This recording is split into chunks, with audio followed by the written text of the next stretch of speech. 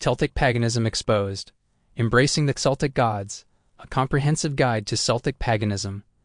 Written by Arthur Clarke, narrated by Arthur Clarke, a voyage into the ancient, fascinating, and eternally enchanting realm of Celtic spirituality. Celtic Paganism Exposed, Embracing the Celtic Gods, A Comprehensive Guide to Celtic Paganism welcomes you. The Celts provide us with a rich way to comprehend the world and ourselves because of their strong bond with nature, respect for life cycles, and faith in the spirits of the land. This book explores the fundamental ideas, symbols, gods, and customs that have influenced Celtic paganism, a spiritually wise and mythological religion. The first part of this tutorial looks at the history and underlying philosophy of Celtic paganism. In the Celtic pantheon, you will encounter the gods and goddesses of power, wisdom, fertility, and transformation, each of whom represents a distinct facet of life. Next, we will explore how ritual instruments, animals, and sacred symbols help to bridge the gap between the natural and spiritual realms. The Celts' deep reverence for the natural cycles is demonstrated by seasonal holidays like Samhain and Beltane, which mark time with communal rituals honoring life, death, and rebirth.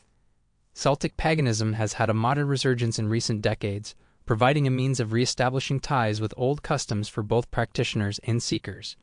You will learn how to incorporate the knowledge of the Celts into your everyday life by using this guide to embrace Celtic paganism in a way that speaks to the beauty and needs of contemporary living. Chapter 1: Foundations of Celtic Paganism, Origins and Historical Context.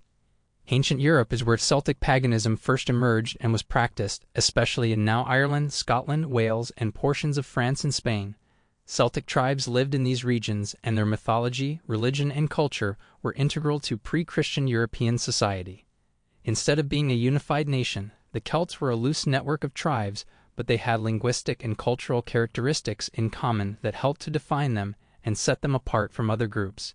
Celtic paganism's origins are closely linked to the people's respect for their ancestors, their bond with nature, and their belief in the supernatural powers that impacted life and death. Around 1200 BC, the Late Bronze and Early Iron Ages show the first indications of Celtic culture.